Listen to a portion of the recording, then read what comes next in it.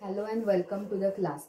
आज आपण बघणार आहोत next chapter that is special performance of a contract. की जे फर्स्ट ह्याच्यामध्ये आपण टाईप सांगितलेलं त्यातला हा सेकंड आहे special performance of a contract. याच्यामध्ये सेक्शन 9 टू सेक्शन 25 इतके सेक्शन येतात, पण आज आपण इतकेच 16 पर्यंत सेक्शन्स बघणार आहोत. त्यामध्ये सुद्धा सेक्शन 9, 10, 11 आणि त्यानंतर 14A आणि 16 असे सेक्शन बघणार आहोत. त्यानंतर 12, 13 हे सेक्शन आपण नेक्स्ट चॅप्टरमध्ये किंवा नेक्स्ट लेक्चरमध्ये बघणार आहोत. हे सेक्शन घेण्यामागचं कारण म्हणजे हे सगळे लागून आहेत, एकमेकांना कनेक्टेड आहेत, म्हणून हे सेक्शन आपण 14 आणि 16 घेत आहोत. तर त्यातलं पहिलं आहे सेक्शन 9 आहे defences respecting suits for relief based on a contract. म्हणजे special performance of a contract म्हणजे काय आहे, रिलीफ आहे. एक तुम्हाला स्पेशल परफॉर्मन्स हे काय आहे, रिलीफ आहे. त्यातला सेक्शन 9 काय सांगतो, डिफेन्सेस म्हणजे डिफेंडंटनी सुरुवात करतो. जसं आपण बघितलं की प्लेंटिफ म्हणजे वादी आणि प्रतिवादी असतात, त्यात वादी दावा करतो आणि प्रेयर मागतो की मला रिलीफ हवाय. पण सेक्शन 9 आहे हा डिफेंडंटसाठी आहे, म्हणजे सुरुवातच त्याची डिफेन्सेस पासून सुरुवात होते. तर त्यात काय सांगितलंय, defences respecting suits for relief based on a contract. ह्याच्यामध्ये काय सांगितलेलं आहे की जर एखाद्या डिफेंडंटला प्रोटेक्ट करतो, सेक्शन 9 काय सांगतो, तर डिफेंडंटला तो प्रोटेक्ट करतो. म्हणजे डिफेंडंटला जर काही प्रेयर केली त्यांनी, तर त्याला त्याच्यात काही सूट किंवा त्याला त्याच्यात प्रेयर म्हणजे जो काही प्रेयर मागितलं तर त्याची मागणी पूर्ण होते. तर हा डिफेंडंटसाठी हा सेक्शन 9 आहे. त्यानंतर सेक्शन 10 आहे, तो म्हणजे specific performance in respect of a contract. जे मराठी पुस्तक कोण जर बघत असतील नोट्स, त्या जुन्या आहेत, तर नवीन असतील 2018 नंतर तर ठीक आहे, पण त्यात अमेंडमेंट झालेली आहे. सेक्शन 10 पासून जी काही अमेंडमेंट झालेली आहे ती मराठी नोट्स मध्ये नाहीये. त्यामुळे तुम्ही बेअर ऍक्ट तुम्हाला सांगितले की काढून बसा, की ज्याच्यात 18 नंतरचे जे अमेंडमेंट आहेत त्या ह्या सेक्शन्स मध्ये त्या झालेल्या आहेत. तर सेक्शन 10 मध्ये जे सांगितलेलं आहे, तर specific performance of a contract shall be enforce by a court subject to the provisions contained in a subsection 2 of section 11, 14 आणि 16. म्हणजे काय, तर सेक्शन 10 काय सांगतो की स्पेसिफिक परफॉर्मन्स हा एन्फोर्सेबल असतो. कशानुसार, तर प्रोव्हिजन सेक्शन 11 चा सबसेक्शन 2 ची प्रोव्हिजन 14, 14A आणि 16 मध्ये सांगलेल्या प्रोव्हिजन नुसार सेक्शन 10 मध्ये स्पेसिफिक परफॉर्मन्स लागू होतो, असं सेक्शन 10 मध्ये सांगितलेलं आहे. आता सेक्शन त्यातला आपण जो म्हटलंय त्यांनी की 11 म्हणजे हा सेक्शन 10 मध्ये सांगितलंय की सेक्शन 11 सबसेक्शन 2, त्यामुळे आपण सेक्शन 11 नेक्स्ट आहे तो बघणार आहोत. त्यात काय लिहिलंय, cases in which specific performance of a contract connected with trust enforceable. म्हणजे काय की ट्रस्ट आहे, तर सेक्शन 11 मध्ये काय दिलाय, ट्रस्ट. म्हणजे आता जर तुम्हाला ऑब्जेक्टिव्ह मध्ये विचारतील की आता आपले ऑनलाईन पेपर आहेत, सो एमसीक्यूज असणार आहेत, किंवा ज्युडिशियरीची एक्झाम असते ती पण एमसीक्यूज सारखीच असते, म्हणजे ऑब्जेक्टिव्ह वाईज एक्झाम असते. तर त्याच्यात विचारतात की ट्रस्टशी रिलेटेड सेक्शन कोणता आहे स्पेसिफिक परफॉर्मन्स किंवा स्पेसिफिक रिलीफ मध्ये, तर तो सेक्शन 11 आहे की जो ट्रस्टशी रिलेटेड आहे. म्हणजे ट्रस्टशी रिलेटेड जर कोणताही कॉन्ट्रॅक्ट केला, म्हणजे होली असेल किंवा पार्टली असेल, म्हणजे अंशतः असेल किंवा पूर्णतः असेल, तर ते एन्फोर्सिएबल बाय लॉ असतं. म्हणजे ते स्पेसिफिक परफॉर्मन्स इथे एन्फोर्सिएबल असतो, असं सेक्शन 11 सांगतो. सेक्शन 11 सबसेक्शन 1 जो आहे की ट्रस्टशी रिलेटेड जे काही असेल, की पार्टली असेल, होली असेल, तर ते काय होतं, स्पेसिफिक परफॉर्मन्स तिथे एन्फोर्सिएबल असतो. त्यानंतर सबसेक्शन 2 जो आहे त्यामध्ये सांगितलं, अ contract made by a trustee in excess of his powers or in a breach of a trust cannot be specifically enforced. जसं सेक्शन 10 मध्ये सांगितलं की सबसेक्शन 2 जो आहे 11 चा, की त्याच्या प्रोव्हिजन नुसार स्पेसिफिक परफॉर्मन्स होतो. तर तो सबसेक्शन 2 काय आहे, तर जो ट्रस्टी आहे, जी ट्रस्ट आहे, ह्याचा जो ट्रस्टी आहे त्यांनी जर त्याच्या पॉवर म्हणजे त्याच्या असलेल्या पॉवरपेक्षा जास्त पॉवर वापरल्या किंवा आहे त्या पॉवर मध्ये ब्रीच ऑफ कॉन्ट्रॅक्ट केलं, म्हणजे कोणतंही त्याला पॉवर नसताना एखादी गोष्ट केली की त्याच्या पॉवर मध्ये खरं तर येत नाही, किंवा काही फ्रॉड केलं किंवा काहीतरी एक्स्ट्राच्या पॉवर वापरल्या, तर त्याच्यामध्ये काय होतं, ब्रीच ऑफ अ कॉन्ट्रॅक्ट होतं, ते कॉन्ट्रॅक्ट ब्रीच होतं. सो ते एन्फोर्सिबल होऊ शकत नाही, असं ह्याच्यामध्ये तर ते स्पेसिफिक परफॉर्मन्स तिथे होऊ शकत नाही. जर ट्रस्ट म्हणजे जर कॉन्ट्रॅक्ट केलाय ट्रस्टी आणि म्हणजे ट्रस्टचा एक कॉन्ट्रॅक्ट आहे, मग ट्रस्टी आणि समोरची पार्टी ह्यांच्याशी कॉन्ट्रॅक्ट असेल, त्या ट्रस्टीने जर काही त्याच्याचा एक्सेस पॉवर वापरला किंवा ब्रीच केला एखादा कॉन्ट्रॅक्ट किंवा कोणताही प्रॉब्लेम त्याच्यात अडचण असा निर्माण केला त्या कॉन्ट्रॅक्टमध्ये, तर तिथे स्पेसिफिक परफॉर्मन्स होऊ शकणार नाही असं सबसेक्शन 11 चा सबसेक्शन 2 असं सांगतो. त्यानंतरचा आपण 12 सेक्शन न बघता काय बघणार आहोत, सेक्शन 14 जो सेक्शन 10 मध्ये पुढे म्हटलेला आहे त्यानुसार आपण सेक्शन 14 बघणार आहोत. सेक्शन 14 असं सांगतो, contracts can not specifically enforceable. Contracts not specifically enforceable म्हणजे कॉन्ट्रॅक्ट कुणाचे होऊ शकत नाहीत, एन्फोर्सेबल होत नाहीत कॉन्ट्रॅक्ट, ते ह्याच्यामध्ये सांगितलंय. असे कोणते कॉन्ट्रॅक्ट आहेत की जे एन्फोर्सेबल नसतात, म्हणजे काय तर स्पेसिफिक परफॉर्मन्स असा कोणत्या कॉन्ट्रॅक्टमध्ये लागू होऊ शकत नाही, हे सेक्शन 14 सांगतो. सेक्शन 14 काय सांगते, त्यातलं जे सबसेक्शन ए आहे, the following contracts can not be specifically enforced, namely subsection A, where a party to the contract has obtained substituted performance of a contract in accordance with the provision of section 20. Section 20 जो आपण पुढे बघणार आहोत त्याच्या provision नुसार ह्याच्यात काय एन्फोर्सेबल होत नाही ते सांगितलेलं आहे. आता हे बेअर ऍक्ट मध्ये तुम्ही वाचा, मी बोलते त्याप्रमाणे तुम्ही अंडरलाईन करा किंवा तिथे काही एक्झाम्पल दिलं तर ते लिहून घ्या, तर तुम्हाला नेक्स्ट टाइम परत वाचताना कळणार आहे की मी काय बोलते. कारण बेअर ऍक्ट नुसार थोडंसं म्हणजे मराठी असेल किंवा इंग्लिश असेल वाचायला आणि समजायला कठीण आहेत शब्द, त्यामुळे मी जे बोलते ते अंडरलाईन करून तिथे लगेच तुम्ही ते करा, असं नोट्स सारखं तिथे लगेच तुम्ही लिहून घ्या. ह्यात काय सांगितलं, where a party to a contract has obtain substituted performance of a contract, म्हणजे सबस्टिट्यूट जर तुम्ही दुसरं काही कॉन्ट्रॅक्ट चालू असताना दुसरं काही तुम्ही जर सबस्टिट्यूट करताय म्हणजे अमेंड करताय, जसं आपण सेक्शन 10 मध्ये पण बघितलं की सबस्टिट्यूट केलेले आहेत.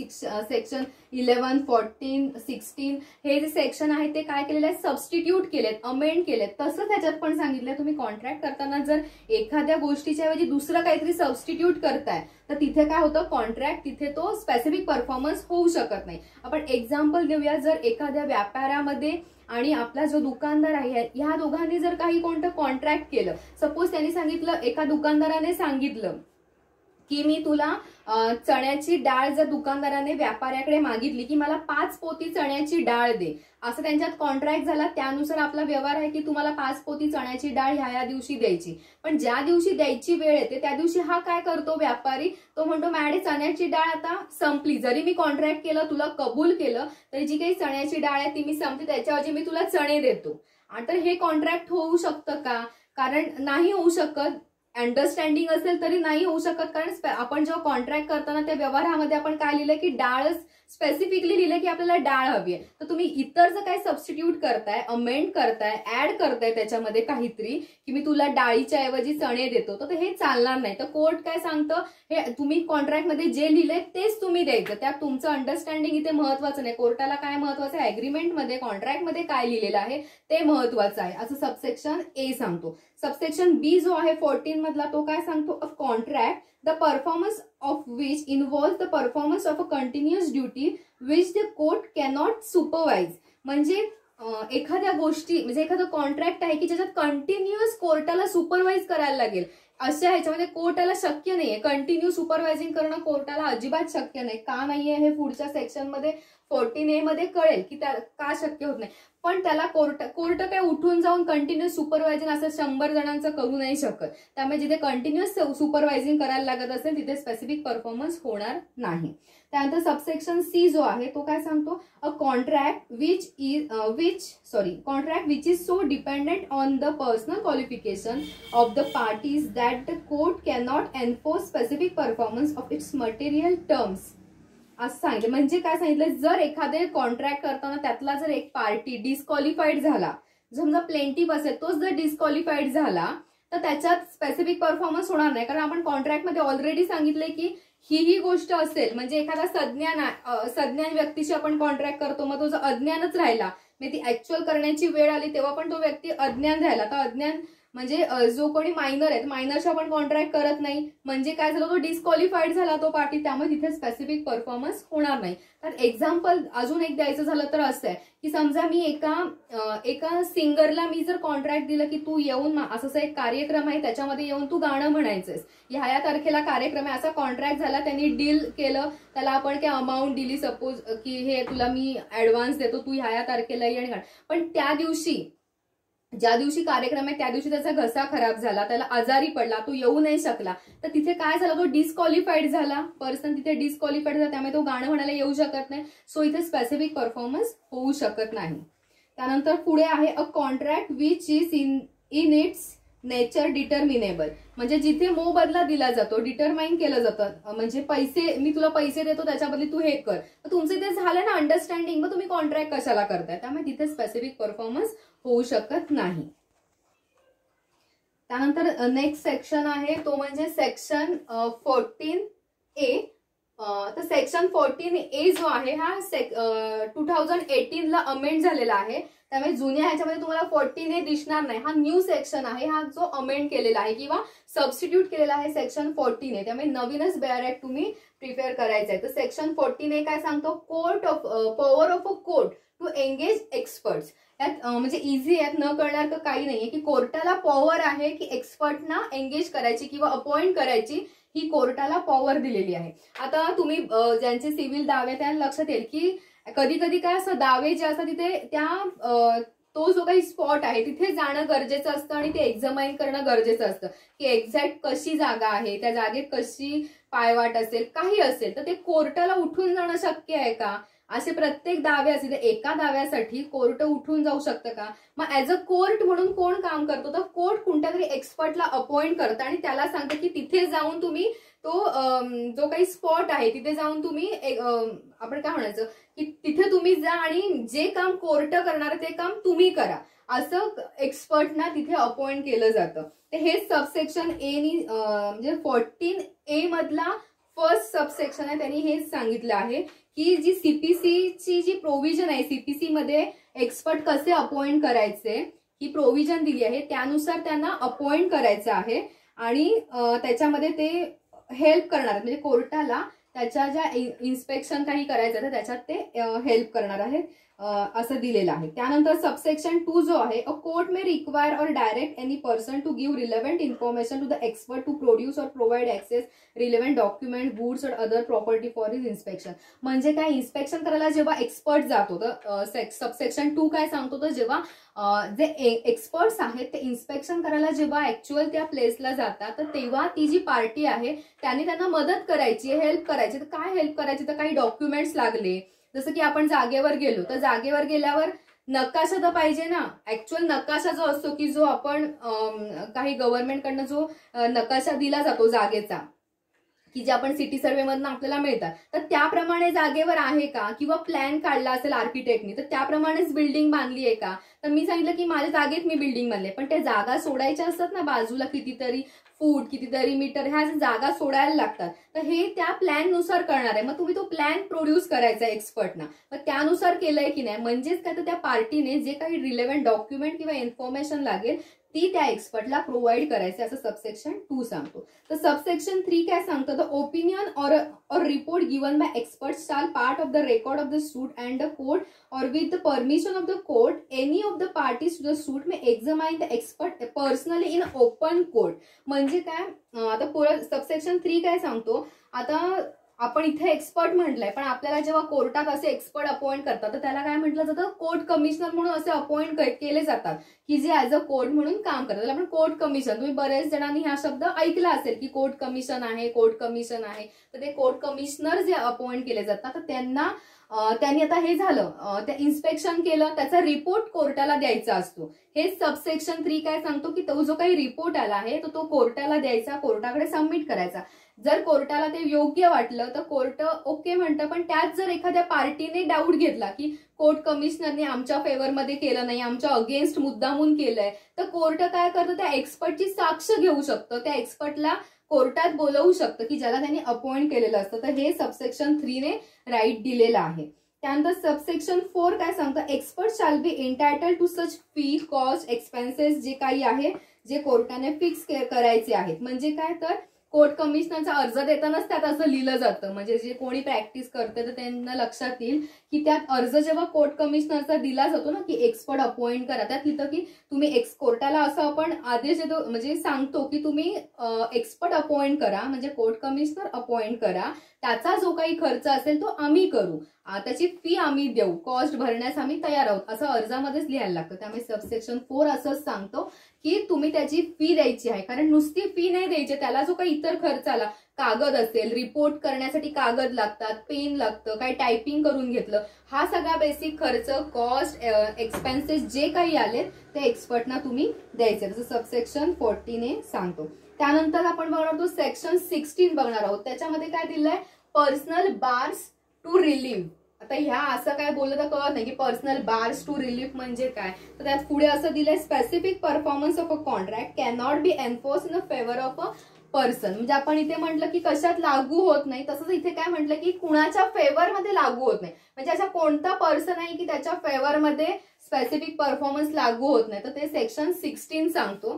तर कुणाच्या फेवर मध्ये लागू होत नाही, who has obtain substituted performance of a contract under section 20. म्हणजे सेक्शन 20 मध्ये जे काही सबस्टिट्यूट केले, जसं आपण सेक्शन 14 मध्ये बघितलं, तर त्यांना ते स्पेसिफिक परफॉर्मन्स लागू होत नाही. त्यानंतर सेकंड म्हणजे सबसेक्शन बी आहे सेक्शन 16 मधला, who has become incapable of performing or violates any essential terms of the contract that on his part remains to the perform or acts in a fraud of a contract. fraud नंतर वरती लिहिलं ना, incapable of performing, violates any essential terms, त्यानंतर fraud of the contract or willful acts that at variance with or in subversion of the relation intended to the establish of a contract. म्हणजे काय, जर जो कोणी स्वतः apply करतोय कोर्टामध्ये की स्वतः तो जातोय की मला स्पेसिफिक परफॉर्मन्स पाहिजे, काही स्पेसिफिक रिलीफ पाहिजे, तो स्वतःनेच त्याने काही फ्रॉड केला असेल किंवा तो इनकॅपेबल झाला असेल कॉन्ट्रॅक्ट करायला, तो डिस्क्वालिफाईड झालाय, म्हणजे त्यानेच काहीतरी फ्रॉड केलाय, काही टर्म्स आणि कंडिशन व्हायलेट्स केल्यात, काय म्हणजे अटी शर्तींचं काय केलं की त्यांनी अटी शर्ती पाळलेल्या नाहीयेत, असं जर स्वतःच त्याने केलं आणि स्वतःच जर तो प्रेयर मागतोय तर त्याला स्पेसिफिक परफॉर्मन्स लागू, त्याच्या फेवरमध्ये स्पेसिफिक परफॉर्मन्स होत नाही. किंवा त्याने काम करायला डिले केलाय, काम ते कॉन्ट्रॅक्ट करायला नकार दिलाय, अशांच्या फेवरमध्ये स्पेसिफिक परफॉर्मन्स होत नाही. त्यानंतर सेक्शन 3 असं सबसेक्शन सी असं सांगतो, who fails to prove that he has perform or he always been ready and willing to perform the essential terms of the contract which are to be performed by him other than terms of the performance of which has been prevented or waived by the defendant. म्हणजे काय की मी तो म्हणतोय person की मी करायला तयार होतो पण समोरच्या पार्टीने ते ऍग्री केलं नाही किंवा कॉन्ट्रॅक्ट मध्ये लिहिलंय, मग तो म्हणतो हा मी तयार होतो पण समोरचाच नाही म्हटला ना म्हणून मी केलं नाही. आपण असं कधी कधी कारण देतो बघा की मी होतो तयार पण त्याच वेळी तो आला नाही किंवा त्याच वेळी त्यांनी केलं नाही. पण असं ठीक आहे बोलणं, पण हे तुम्ही प्रूव्ह करू शकता का कोर्टात की त्यावेळी मी खरंच तयार होतो. आता तर काय कोर्टाला दिसतंय, कॉन्ट्रॅक्ट झालेलं नाही हेच दिसतंय, त्यामुळे स्पेसिफिक परफॉर्मन्स होणार नाही तुझ्या फेवरमध्ये. तू काहीही आता बोललास तरी तू ते प्रूव्ह करू शकत नाहीयेस की त्यावेळी तू तयार होतात. आता दिसताना कोर्टाला एवढंच दिसते की कॉन्ट्रॅक्ट झालेला नाहीये,